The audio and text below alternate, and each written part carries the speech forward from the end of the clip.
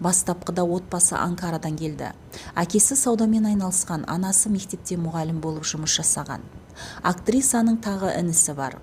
Ол туылғаннан кейін көп ұзамай отбасы Измирге көшіп келді. Онда қыз орта мектепті бітірді.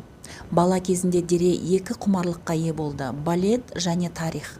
Сахна туралы арман түсініксіз себептермен артта қалып, актриса білім алу үшін Стамбул университетіне келді. Таңдау археология мамандығына түсті.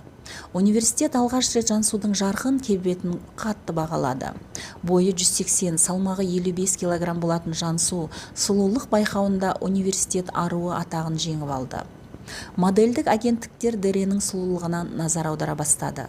Жарқын брюнетканың фотосуреттері жылтыр журналдардың бетіне шыға бастады. Жас кезінде сұлулық сән апталарында өнер көрсетті. Әйгілі дизайнерлермен жұмыс істеді және көп ұзамай Түркиядан ең көп төленетін модель мәртебесіне ие болды. 2002 жылы Жансудың кинодағы шығармашылығы басталды. Дебют «Сумерки» телехикаясындағы кішігірім рөлден басталды.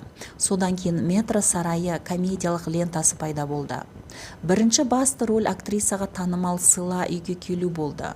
Дере жұбын танымал сымбатты Түркияның үздік ерлер моделі Мехмет Акиф Алакурт сомдады. 2 жыл бойы көрермендер сүйікті кейіпкерлерінің бұрылыстарын бақылап тамашалады. Сериал актрисаны жұлдызға айналдырды.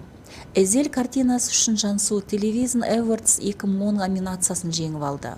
Ол бірден түрік әйелін елдің жетекші актрисаларының қатарына қосты.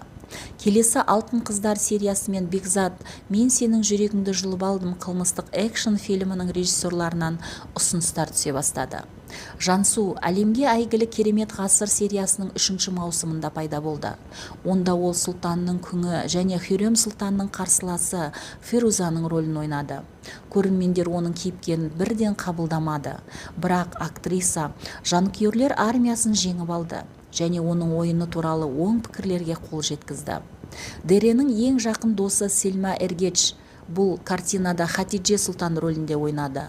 Қысқа үзілістен кейін актриса тағы да «Мама» деп аталатын жапондық картинаның ремейкінде басты рөлді сомдады.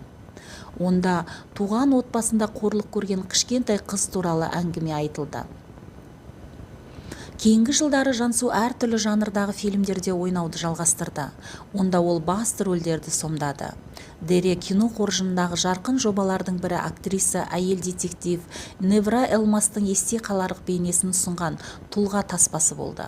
2022 жылдың мамырында актриса «Кәпір» фильмінде ойнауды аяқтағаннан кейін Disney Play цифрлық платформасының